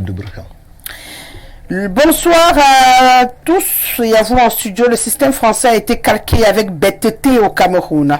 On trouve des diplômés sans contenu, ni profil complet, et comme il n'y a pas de travail. Or, quand on est formé, on peut pas chômer. On chôme parce qu'on est mal formé, mal orienté. Le système éducatif camerounais actuel ne cadre pas avec les réalités sur le terrain. Tout est à refaire au Cameroun. En matière d'éducation, c'est Vincent Ateba depuis le quartier Mfana Yaoundé. Le népotisme exagéré, Madame Rosalie. Ah, vous êtes trop nombreux. Je vais m'arrêter. Oh là là. Pardon. Je vous demande simplement pardon. Je ne peux pas lire. Vous êtes trop nombreux. Trop nombreux. J'ai besoin d'avancer dans cette émission. Merci de continuer. Il n'y a pas de souci, on va lire après. Ça peut nous inspirer pour d'autres sujets de débat dans le cadre de cette émission. Donc, ne vous découragez pas. Mais je dois avouer que c'est très compliqué parce que vous êtes trop... Bon, non pas que vous êtes trop. Je veux même que vous soyez trop nombreux. Mais vous êtes nombreux. On va parler à présent des péages routiers automatiques au Cameroun. C'est un autre sujet qui a attiré notre attention. Hein. On le sait, de Marie, je commence par ici. Maï, où est-ce qu'on en est aujourd'hui avec nos péages routiers? Nganou Djumesi, je dois le dire. Bah, il nous a annoncé. C'est que le pays, ça veut dire risqué. Mais sauf que c'est Nganou Djumesi qui fait les travaux publics. Sauf si on va me dire que c'est quelqu'un d'autre qui fait les travaux publics. Donc je suis obligé, monsieur le ministre. Je disais tantôt que Nganou Djumesi nous a annoncé en grande pompe. Vraiment, nous on était très heureux. On nous a dit que on aura des péages automatiques. Que désormais, quand on va passer en route, on va seulement voir l'appareil qui va faire une voiture va passer. Et puis on va payer. Mais nous, on allait trouver qu'il y a encore les gens qui appuient tac pour qu'on passe. Alors nous, on a dit péage semi-automatique. Sauf si on se trompe. Non, on veut donc comprendre ce qui se passe. Pourquoi de péage automatique, on est passé à péage semi-automatique. Et à un moment donné, maintenant là, ça ne bouge pas. Nous, on voit les gens, jusqu'ici, on ne paye pas dans les péages automatiques. On paye toujours les mains levées, là où on payait avant. Qu'est-ce qui se passe au Cameroun? Mais Rosalie, c'est parce que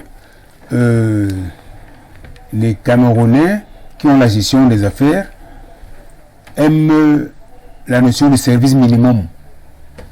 Comment ça, service minimum? Mais parce ça fait un an que les 7 premiers péages sur les 14 devraient déjà être opérationnels au Cameroun. Mais parce que j'ai pas mis ce sujet au hasard, ça fait un an anniversaire. Parce que le type de péage même, le type d'infrastructure de péage qui a été choisi pour être implémenté, pour être appliqué à nos routes, c'est des péages de bas niveau.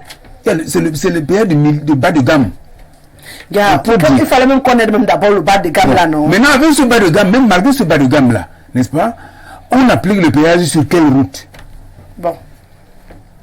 C'est ça le problème. Le problème c'est quoi? C'est que on accepte de mettre le péage dans un projet comme l'autoroute Yaoundé-Douala, qui est devenu tout à coup Douala-Yaoundé, et qui n'est jamais arrivé nulle part, ça s'arrête dans mon village à Boumiéville. Ouais, un peu. Bon.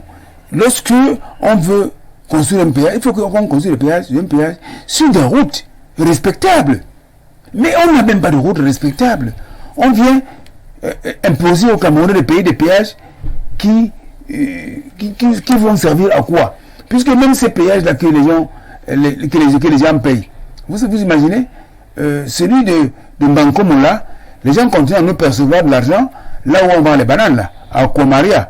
Lorsque vous allez un peu plus bas, le péage qui a été construit là, enfin l'infrastructure de péage qui a été construit là, n'est pas opérationnel pour le moment. N'est-ce pas? Les gens continuent à passer comme s'il y avait rien. Mais en réalité, c'est parce que la route même pour laquelle on doit payer le péage n'existe pas. Non, comment? D'accord? On met le péage sur une route, non? Là, on suppose que là où on a planté le péage, là, c'est ça la route? Sur quelle route? La route que nous avons là. Est-ce qu'on regarde la qualité de la route? On a mis le péage, vous devez payer. Notre problème, c'est que le péage ne fonctionne pas. Nous, on veut comprendre pourquoi ça ne fonctionne pas. Mais ça ne fonctionne pas parce que ça a été mal implémenté, ça a été mal conçu. Ah, d'accord? Et puis quand vous regardez, si vous entrez dans un moteur de recherche, n'est-ce pas? Vous voyez le coût de péage, le coût de l'infrastructure de péage, n'est-ce pas? Et ce que ça peut revenir en termes de construction, combien ça coûte. Vous constatez que ces gars nous ont apporté des péages de bas de gamme, comme je le disais à l'entame. Ils nous ont apporté des péages de bas de gamme, par rapport à des péages qui sont des grandes mastodontes et qui peuvent vous coûter le même prix, sinon moins, que ce qu'ils nous ont appliqué pour les péages de bas de gamme. Donc là-dedans, il y a une interpellation de deux ministres. Le ministre Nganou Djumesi et le ministre mon frère de Déala. Comment tu l'appelles encore? Le gars de machin là, à côté de.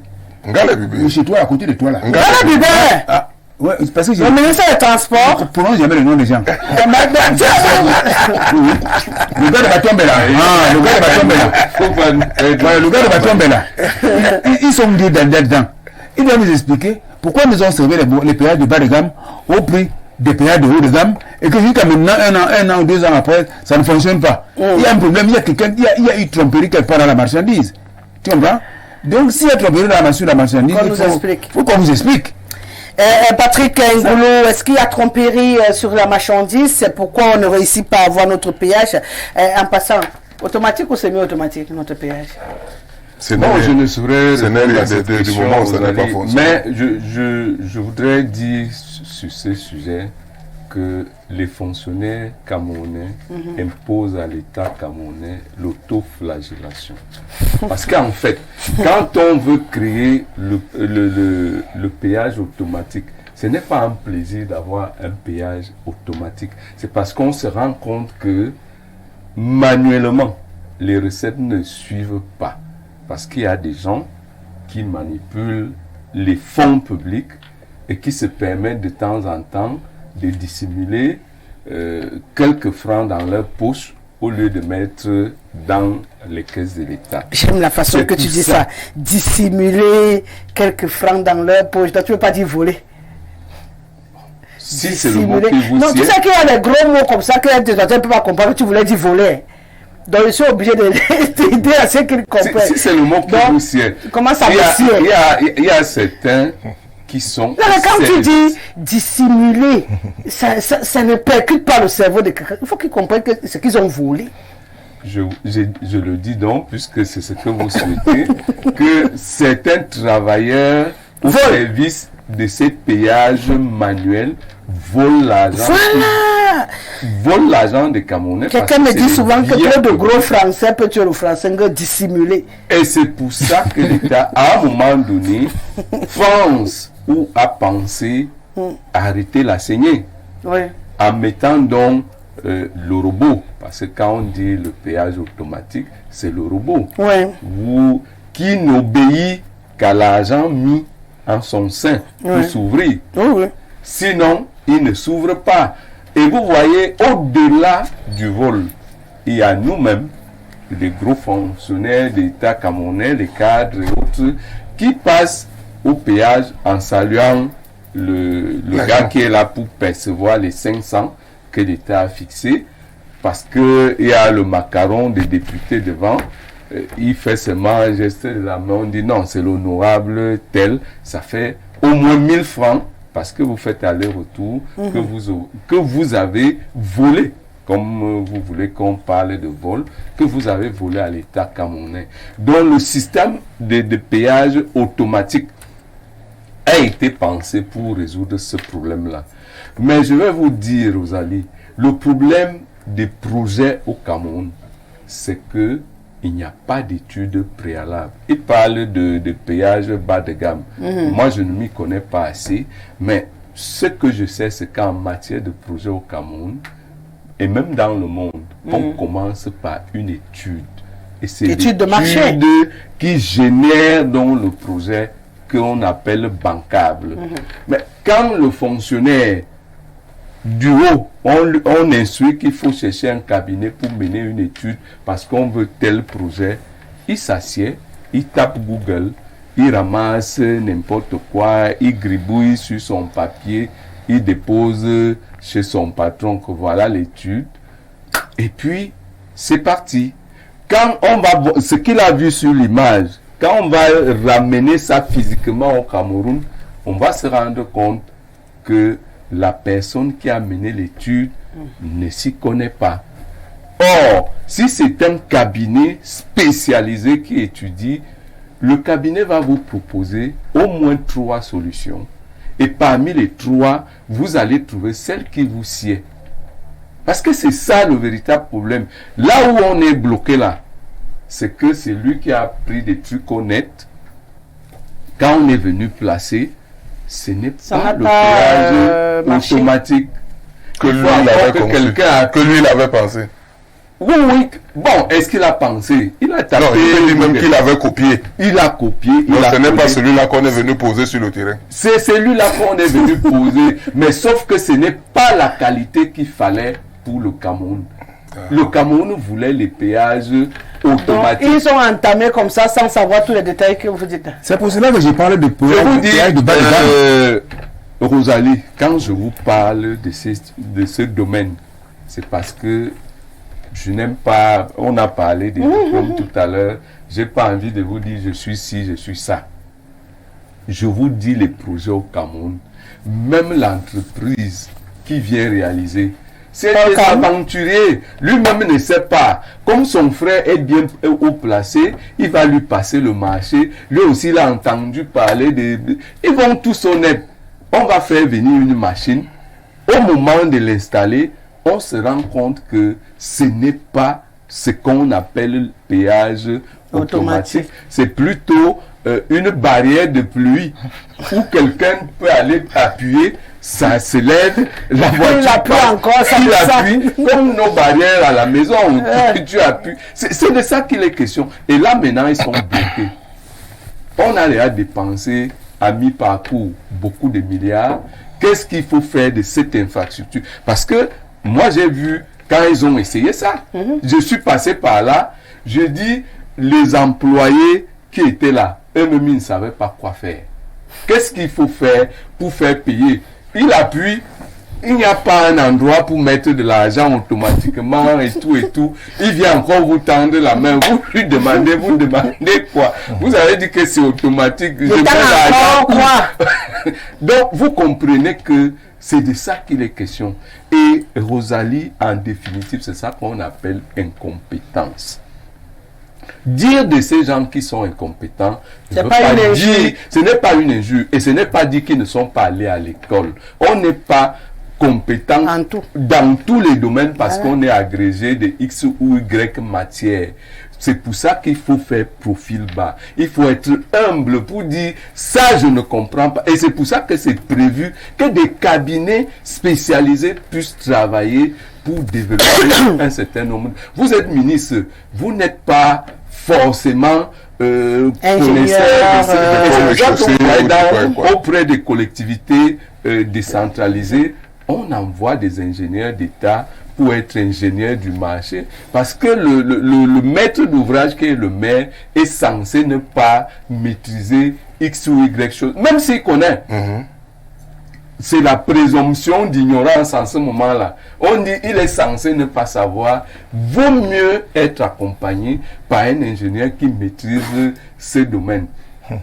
Et cette affaire ne peut pas s'arrêter comme ça, parce que c'est quand même beaucoup d'argent qu'on a mis. Moi, je vois ces machins, la broussaille est en train d'envahir ça. Et ça ne peut pas passer en perte et profit. C'est de l'argent collectif. C'est la sueur de front des Bayam Salam qui sont dans les marchés et tout. Il faudrait que, à un moment, et puis quand ça fait partie des profils même des gens. Parce que il me revient que celui qui a instruit serait infirmier ou médecin, je ne sais pas trop. Donc, il ne peut pas avoir la maîtrise. J'ai failli dire quelque chose que je ne devrais pas dire. De toutes les façons, ce que vous voulez dire vous engage, mais moi je dis, il faudrait qu'au niveau de l'étude des projets, qu'on laisse les cabinets, et c'est ça qui fait que l'économie soit dynamique. Parce que si les fonctionnaires bloquent tous les fonds, les gens qui vont aller, et c'est pour ça qu'on parlait de chômage, c'est pour ça qu'on parlait des gens mal formés. Parce que quelqu'un va faire des études des années et des années à l'extérieur, il vient ouvrir un cabinet. On l'utilise pas. Il n'y a même pas une mouche qui entre là, parce que les gens bloquent tout le système. Ils sont all-sabi. Ils sont assis sur tous les projets. Faites travailler les Camerounais dans les cabinets. Maintenant, s'il y a problème comme actuellement, on appelle le cabinet. On dit voilà. Parce que c'est un contrat qui nous donne des péages à lever. C'est le cabinet qui paye. Maintenant que ça ne marche pas, on va imputer ça à qui? Au ministre Nganou Messi. Non. qui a la compétence de fumier. Ce que vous voulez dire. Et qui n'a rien à voir avec les travaux publics.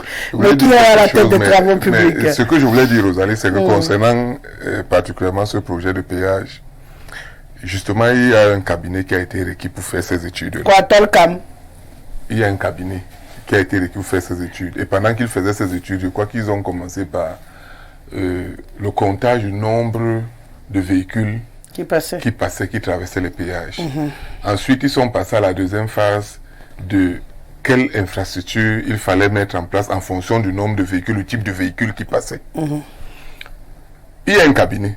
Sauf que comme il dit, vous ne pouvez pas vous porter à vous-même plainte. C'est-à-dire que ce que les ingénieurs aujourd'hui, les fonctionnaires font aujourd'hui, c'est que il a un poste et il crée la structure externe, consultative, dont il aura besoin pour ce poste. Ça veut dire qu'il se donne à lui-même des propres marchés pour... Voilà. Je ne sais pas si vous comprenez. On comprend. Voilà. Et c'est pour ça que nous sommes bloqués. Il faut citer les noms. Hein. Nous sommes bloqués. Nous sommes bloqués parce que le problème du Cameroun, c'est qu'on adosse mal les réponses aux problèmes que nous identifions. C'est pour ça que vous allez constater que tous nos grands projets ne sont jamais arrivés à terme. On commence un projet, l'autoroute, les stades, ça s'arrête en cours de route. Mais le plus drôle, c'est qu'on connaît exactement où est le problème. Parce que tous ces projets-là ont une task force. Et on connaît le gestionnaire de la task force. Il faut questionner la task force. Comment est-ce qu'on peut initier un projet et qu'il s'arrête à mi-parcours sans que et que des gens continuent à vivre normalement dans une sans qu'il y ait des arrestations, dans une opulence, même pas des arrestations, sans qu'il y ait même une enquête initiée pour comprendre même pourquoi on demande des comptes, on n'avance pas, pourquoi ça s'est arrêté ici et tout, chacun va à ses occupations normalement comme s'il n'y avait rien. Moi, ces péages-là, ce qui me donne la douleur, c'est que chaque fois que vous passez là, vous regardez autant de milliards qui sont en train d'être engloutis par les aides, des camions, des semi-remorques sont même en train de détruire certaines infrastructures-là. Vous vous demandez, mais comment des gens qui nous gouvernent peuvent être aussi froids face à une telle dilapidation des richesses? Comment? C'est-à-dire que même si vous n'aimez pas le Cameroun, même si par hasard c'est un avion qui passait et puis vous êtes tombé, au moins pour avoir vécu là, avoir créé une famille là, en pensant à vos enfants, vous pouvez vous dire que non, à un moment il faut s'arrêter, quand même se questionner sur telle chose. Donc il faut vraiment que ceux qui nous gouvernent prennent de la mesure par rapport à tout ce qu'ils posent comme acte. Parce que j'ai peur que demain les gens disent que comme nous avons vu dans le documentaire de Mobutu, j'étais obligé de faire comme ça. Mais on n'oblige personne à faire ce qui est mauvais. Vous faites ce qui est mauvais parce que vous avez eu le choix et vous avez décidé de faire ce qui n'est pas bien. Apôtre Pierre Ramsès, vous sembliez tout à l'heure être très pressé de parler des péages. Pourquoi? Oui, je vais... Ça vous concerne c'est vrai que vous m'avez interpellé pour un péage qui était en plein milieu d'une ville. D'accord, je vais... ça me revient à l'instant. Je vais m'inscrire info sur beaucoup de choses qui ont été avancées. Et je vais aller droit au but pour la question. Où en est-on? Nous sommes à l'arrêt. Et à cet arrêt, nous avons une personne. Parce que la personne s'est désignée comme ça, qui va nous donner le ton de la suite. C'est le chef de l'État. Maintenant, le péage, je vais dire deux choses là-dessus. La première chose, le chef de l'État, son Excellence M. Paul Biya, a reconnu lui-même, dans l'un de ses discours, que le Cameroun a un problème de doublons. C'est lui-même qui l'a dit. Que le Cameroun a un problème de doublons. En français facile. Ça veut dire tous nos projets échouent, pas parce qu'il n'y a pas eu une étude, pas parce qu'il n'y a pas eu un cabinet, mais parce qu'il y a trop de doublons. Ça veut dire quoi? Vous savez, pour faire un marché comme n'importe quel marché, monsieur le maire le sait, sauf que on n'applique jamais. Vous devez mentionner sur la plaque le montant même du marché que vous êtes en train de réaliser. Le début et la fin. Vous devez dire ce marché coûte tant de millions, tant de milliards. C'est-à-dire tout passant doit voir combien l'État a mis sur ce marché. Au ministère des marchés publics, vous devez afficher celui qui a gagné le marché, combien vous avez décidé de le donner pour qu'il le réalise. Vous comprenez un peu? Oui. Vérifiez toutes les plaques de marché au Cameroun. Si vous voyez une seule avec le montant du marché, vous venez me voir. Il n'y en a pas. Ils le font sciemment de cacher le montant. Ça, c'est donc. De deux, les entreprises que nous accusons, même le ministre, puisque j'en fais partie du domaine, il ne faut pas accuser les entreprises. Les entreprises font ce qu'elles peuvent faire. Vous comprenez? Celui qui initie le marché, c'est la présidente de la République. C'est le chef de l'État qui reçoit les dossiers et qui dit cette année, avec nos disponibilités, nous pouvons réaliser telle ou telle chose. Malheureusement, pour que ça parte de Tudi jusqu'à là où il y a le péage à Ekoko, ça passe entre 30, 40, 60 mains. Vous comprenez? Et chaque main doit soutirer, voler, je vais dire le mot, soutirer quelque chose. Enfin, l'entreprise qui doit réaliser, qui vous a dit je peux réaliser par exemple à 1 milliard, on a donné 1 milliard et l'entreprise se retrouve avec 200 millions, comme déjà l'entreprise aussi choisie dans le système. L'entreprise va vous donner un travail de 200 millions. Vous comprenez un peu? Voilà tout le... C'est pas seulement les péages. Allez voir toutes les routes. Monsieur le maire parlait dernièrement des routes qui sont arrangées à Mengan. Mais allez sur... Prenez le mètre. Dites à l'entreprise que vous avez donné la route que bon, nous on vous a dit de nous faire une route de 14 mètres. Prenez le mètre, puisque là il ne faut pas aller à l'école. Demandez à l'entreprise d'arrêter de l'autre bout. Tirez le mètre si ça donne 14 mètres. Pourquoi une route qu'on vous a demandé de faire à 14 mètres de largeur, vous la faites à 8 mètres? Et personne ne se plaint. Personne. Le tronçon, le corridor Yaoundé-Kouabang, route nationale numéro 1. Allez vérifier le nombre de mètres qui est prévu. La route doit faire combien de mètres? Allez au ministère, on va vous dire tout ce qu'on a prévu. L'épaisseur et tout. On va vous dire même que c'est une route qui a un terre-plein d'un mètre au milieu. Ça, c'est sur les papiers. Maintenant, l'entreprise se retrouve donc face à une situation. Ma fille Rosalie, pour réaliser un marché au Cameroun, il faut être vraiment un lion. Parce que pour un chantier, le sous-préfet vient contrôler, vient visiter, il faut gérer. Le préfet vient visiter, il faut gérer. Le gouverneur vient visiter, il faut gérer. C'est-à-dire, vous êtes en train de faire un chantier de route, les médecins viennent visiter, viennent contrôler. L'apôtre, avant de vous laisser continuer, on va se dire deux mots. Vous et moi, parce que c'est que ça va beaucoup réagir autour. Je voulais je vais vous laisser chuter. Pour vous permettre de comprendre ma question, j'aime souvent remonter le ton.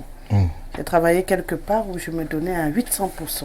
À 800%. Ça veut dire que je démarrais le matin, je finissais. J'ai cette capacité. Aujourd'hui, je le fais moi, mais j'ai cette capacité. Je peux commencer le matin, minuit me sonne. J'ai ce don. Peut-être j'ai été doué de cette énergie.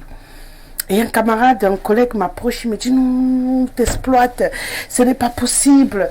Le montant de salaire qu'on te paye ne cadre pas avec le boulot que tu as bas. Il faut te plaindre, il faut griver, il faut...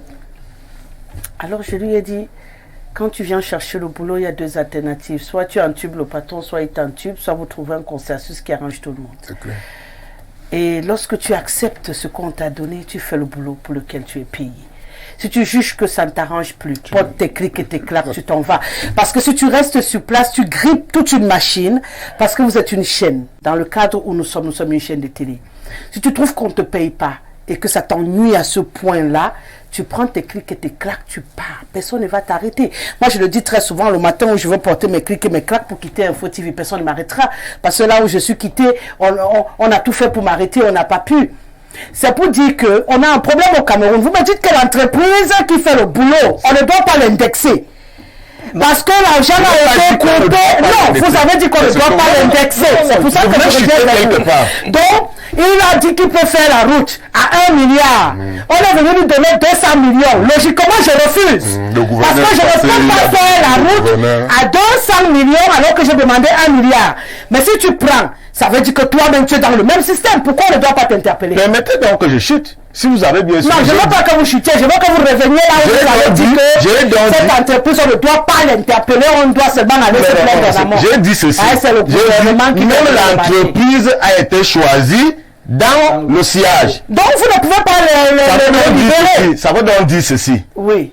Si je veux construire ma maison, Rosalie, Oui. je vous dis, construisez-moi une maison, 10 millions, voilà 10 millions. Oui. Si vous ne le faites pas, je porte plainte. La question donc qui se pose, parce que j'ai commencé d'abord par vous répondre simplement, avant d'analyser.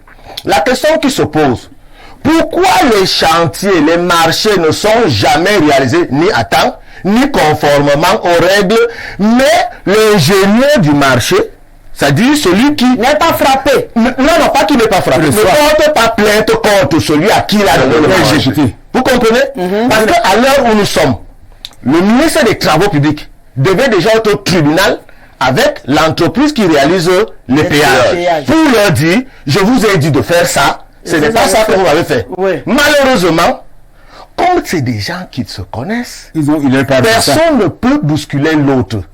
Nous prions Dieu, parce qu'il y a une seule personne, une seule, qui peut encore aller au-delà de tout ce qui est fait. Oui. C'est le chef de l'État. C'est lui maintenant qui peut dire, moi, ce que j'ai demandé à voir, c'était ça. Vous m'avez demandé ça. J'ai donné ça. Alors, soit vous me donnez ce que je vous ai demandé, soit vous me restituez mes fonds. Parce que tout le cafouillage, la passation des marchés publics et tout, c'est des hommes, je ne peux pas citer le mot, je ne peux pas dire le mot, mais tous sont des amis. L'entreprise qui réalise, pour faire un appel d'offres, monsieur le maire, pour sortir.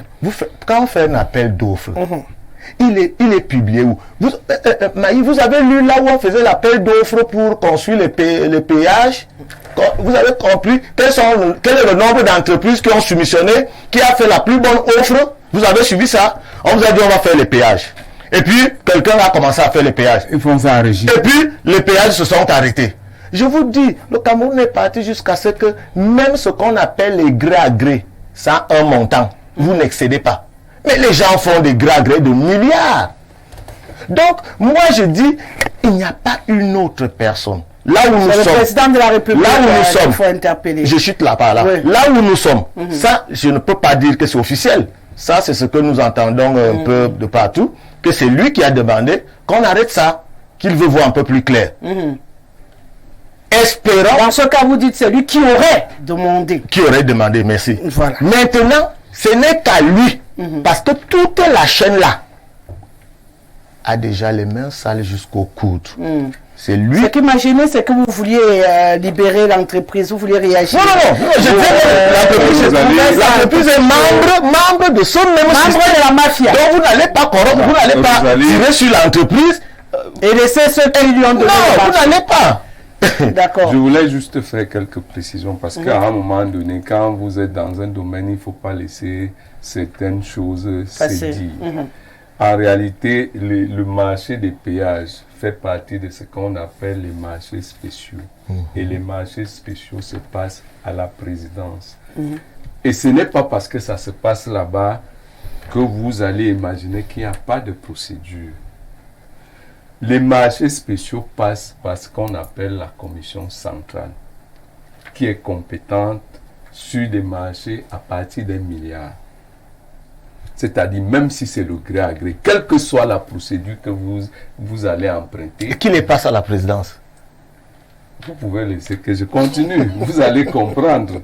Donc, le ministère des marchés publics est ministre délégué à la présidence. Voilà. J'ai parlé de doublon, vous commencez à savoir les noms. Non, vous avez posé une question. Qui les passe à la présidence? Je suis donc en train de te dire que le ministre des marchés publics n'est qu'un ministre délégué. Je suis d'accord. Donc, le ministre plein est à la présidence. Vous voyez les doublons que je disais? Là, vous citez, il y a deux personnes. Le ministre c'est pas un doublon. C'est pas un doublon. C'est pas un doublon. Laissez-moi. Allez-y. Rosalie, il a dit des choses, le sous-préfet qui va contrôler les marchés. Le médecin qui vient contrôler les marchés. C'est archi faux. chaque marché a son appel d'offres. À l'intérieur de l'appel d'offres, il y a le nombre des acteurs qui doivent intervenir. Le préfet est la tutelle. Il a le droit... Non, écoute. Il a le droit de visiter le chantier, d'interpeller le maître d'ouvrage, pas l'entreprise. Je suis parce qu'il n'est pas membre de ce circuit-là. Qu'est-ce que j'ai dit? À l'intérieur, il y a la commission de passation des marchés, il y a le maître d'ouvrage, il y a le chef de service du marché, il y a l'ingénieur du marché, et il y a l'entreprise. Et l'entreprise, c'est ceux-là uniquement qui sont en train de travailler. Ensemble. Parce que quand vous dites que l'argent vient 1 milliard à la présidence et il y a des gens qui diminuent, non, c'est même dans un compte. Pour que, et je vais vous dire, ce que vous appelez corruption dans les marchés publics, ce n'est pas avec le montant qu'on envoie. Hein. C'est vous l'entreprise qui vous enlevez l'argent de vos poches. Vous payez avant de recevoir. Pour aller compenser. Il n'y a pas un argent qu'on prend d'abord. C'est dans un compte précis. Monsieur le maire, je vais vous envoyer les photos des autorités dans les chantiers. Vous voyez combien ça coûte au chantier. Je n'ai pas dit que c'est interdit. Qui paye cet argent? Quand le préfet descend. On fait les visites. Mais le préfet ne descend pas. Quand le préfet descend, on fait les visites là. Quand on fait les visites, c'est l'ingénieur du marché. Quand vous finissez de faire la visite, quand vous asseyez, vous buvez les jus là, vous mangez là. Qui paye? Ça, c'est votre problème. Si dans le cadre des activités professionnelles, vous entrez dans ce genre de rouage là, il est normal que peut-être vous vous retrouvez dans comme ça. Mais vous n'avez pas, comme il dit, vous n'avez pas, votre place n'est pas là. C'est pas ce que j'ai dit. Vous ne me comprenez pas. Je dis les chats, j'ai dit première chose. J'ai répondu d'abord à la question. Et j'ai dit, l'entreprise qui va gagner le marché est dans le système. Pas automatiquement. Vous savez, monsieur le maire. Moi, je ne peux pas vous laisser. Moi, je ne peux pas vous laisser. Il y a eu les visites sur la route de Kouaban. N'accusez pas les gens. Est-ce qu'il y a eu les visites sur la route de Kouaban? Normal. Ma fille Rosalie. Vous avez la couverte, c'est vous voyez le péage. Avez-vous déjà entendu combien de visites on a dit que l'entreprise a mal travaillé? Il y a même d'autres, on vous dit qu'ils sont à 89%. Pendant qu'ils n'ont même pas encore commencé le terrassement. C'est vous qui vous compromettez. Dites-moi comment quelqu'un va dire qu'ils sont là. Comment quelqu'un va mentir s'il ne gagnait rien. Apôtre. Je vais comprendre. Je vous prends l'exemple du transport.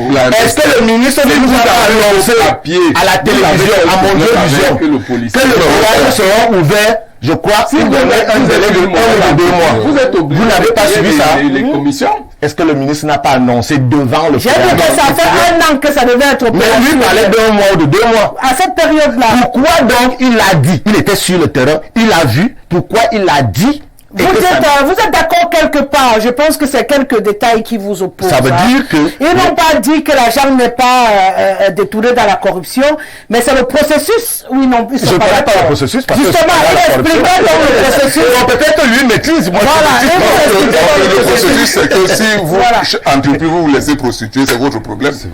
Mais le marché tel que vous l'avez décrit, le montant est défini. Ce montant-là arrive pour réaliser le marché. Maintenant, c'est vous l'entreprise soit parce que vous avez été retenu de façon subsidiaire avec des sauf que nous faisons à ce moment, quand nous sommes dans ce sujet, nous disons autre chose. Quand nous sommes dans un autre sujet, nous changeons. Maïd disait tout à l'heure, si vous ne vous prostituez pas, on vous écarte. C'est ça, non? Alors, si l'entreprise qui veut...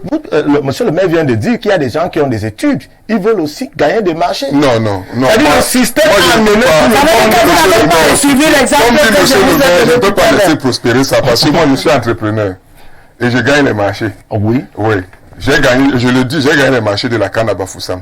Je n'ai jamais donné 5 francs à quelqu'un. Oui, tout le monde le dit, hein. Non, je le dis à la télé. Mais je dis tout le monde. Je vous dis, de la soumission jusqu'à la réalisation, jusqu'à la réception, je n'ai pas donné 5 francs. Tout le monde le dit.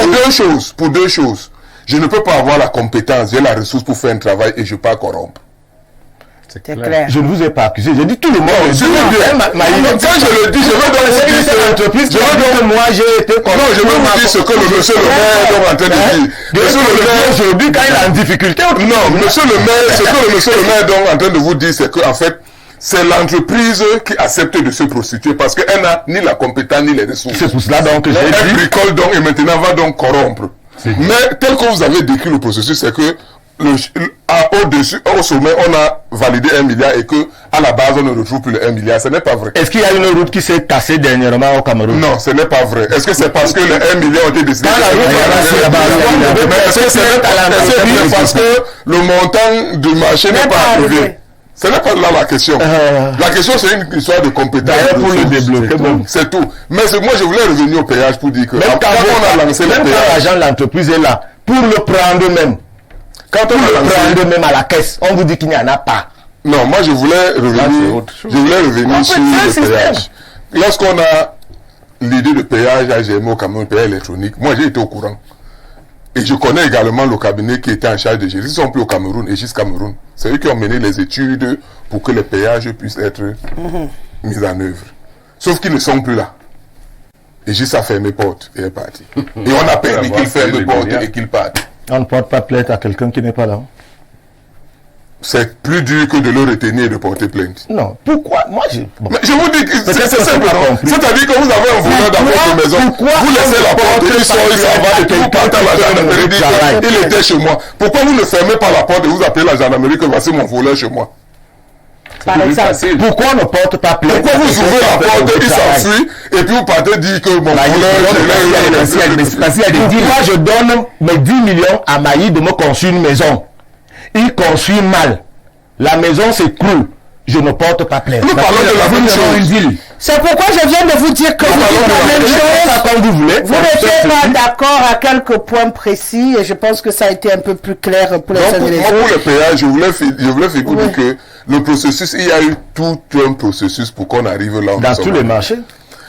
Et ça a commencé par le cabinet jusqu'à faire les études dont je vous ai dit. Et qui a fait une offre à la fin, donc un dossier technique pour dire, après mes études, voilà la proposition technique que je fais dans le cadre du projet de péage. Ce qu'il faut réaliser, quels sont les critères d'entreprise qu'il faut retenir, tout. Maintenant, généralement, c'est biaisé parce que quand il a fini de faire, lui n'est plus compétent pour sélectionner. Il y a quelqu'un qui sélectionne. Voilà le paradoxe. Ouais. Mais dans le cas des péages, il faut dénoncer clairement que il y a eu beaucoup de pots de vin. Mais vous revenez sur ce que j'ai dit. Oui, non, je suis d'accord avec vous, mais beaucoup de pots de vin par des entreprises. Ouais. Parce qu'il ne faut pas faire comme si c'est depuis que c'est signé au sommet que l'argent diminue et n'arrive plus. Oui. Ce sont les entreprises. Et c'est ce que monsieur le maire vous disait. Parce que vous n'avez pas compris. Parce écoutez, que depuis le sommet, il faut une signature pour que ça arrive. Non, pas du tout. Moi, je vous dis, dans le cadre du péage, je vous dis parce que moi, j'ai soumissionné dans le cadre de l'électrification des péages. Mon frère, quand vous faites un marché, vous dites que vous faites un marché maintenant, non? Quand on vous donne de l'argent pour faire le marché, n'est-ce pas? On vous le remet en main? Non, vous n'êtes pas en train de suivre. Non, je vous dis que moi, parlant de péage, j'ai soumissionné pour l'électrification des péages. Vous voyez, il y a des transferts, non? Il y a des réseaux électriques qu'on a tirés, tout ça. Moi, j'ai soumissionné. Et les montants étaient connus. Sauf que, généralement, dans le monde des affaires, pour obtenir un marché, et c'est là où il y a la cupidité. C'est pour ça qu'on dit qu'on peut dire la même chose, mais différent. C'est la démarche qui diffère, en fait. Parce que quand vous voulez sortir l'entreprise... Non, moi, j'ai pas sorti de ça pour accuser plutôt les fonctionnaires, généralement. Généralement, c'est que c'est les entrepreneurs qui ne sont incompétents et qui n'ont... D'ailleurs, vous savez qu'il y a eu mort d'homme. Peut-être vous ne le savez pas. Dans le cas de l'électrification des péages, il y a eu mort d'homme. Il y a un agent qui est tombé avec le transfo, avec le poteau et le transfo au niveau de Boumieben. Il y a eu mort d'homme. Il y a Eneo qui a ouvert une enquête concernant ça. L'entreprise qui était en charge de ça a été suspendue. Donc, il faut savoir que c'est des chefs d'entreprise n'ayant pas la compétence, n'ayant pas les ressources, qui vont donc généralement vers les fonctionnaires. Pour essayer de corrompre. Pour qu'on leur donne ces marchés. Sauf que les montants des marchés sont... Non, je n'ai pas. Je vous dis quelque chose. Les montants des marchés... Puisqu'ils gagnent les marchés, ont la compétence... Non, pas tout. Je ne suis pas en train de dire tout. Moi, je parle de péage. Mais même celles qui ont la compétence font le même magouille. Non, je ne sais pas. Moi, je dis, je ne fais pas de magouille. Donc, on sont donc allés... J'ai dit à monsieur le maire, allez tirer le maître sur la route que vous avez demandé. Non, le problème, c'est que concernant le péage... On va s'arrêter là pour ce soir. Oui, concernant le péage, donc, il y a donc eu que vous allez donc vous soudoyer. Le montant du marché, c'est 20 millions. Sauf que vous vous retrouvez maintenant qu'on vous a donné le marché, mais vous avez sorti 8 millions. C'est ce que j'ai dit. Et vous n'êtes donc plus capable de respecter la la caractéristique du matériel. Non, écoutez, je veux finir. Vous n'êtes pas capable de respecter la caractéristique des équipements qu'on vous a donné d'installer. C'est ce que j'ai dit. Et vous continuez donc à soudoyer. Sauf que ce que moi j'ai refusé dans le process que vous dites, c'est que il y a que vous faites ça, vous êtes en train de dire que l'argent qui a été signé commence à être cisaillé. Non, il arrive bien là, mais c'est que c'est le processus inverse plutôt qui se fait. Merci à vous quatre d'avoir été là ce soir. Merci à Maï, Germain et Kat Dibobé à ma droite, et bien sûr l'apôtre Pierre Ramsès Zanga et Patrick Ngoulou. Nous on se donne rendez-vous demain lorsqu'il sera 17h pour la troisième sortie de la semaine. Lenny Sindiala s'installe à l'instant pour le journal à langue de Shakespeare. À 20h, Karine Comment fera le même exercice en langue de Molière. Retrouvez à 21h Herminie Louga dans Game of Thrones, le débat en langue de Shakespeare sur ces mêmes antennes. Moi, je vous dis simplement à demain 17h. Respect, monsieur Donévin. Très bon suite de programme sur nos antennes.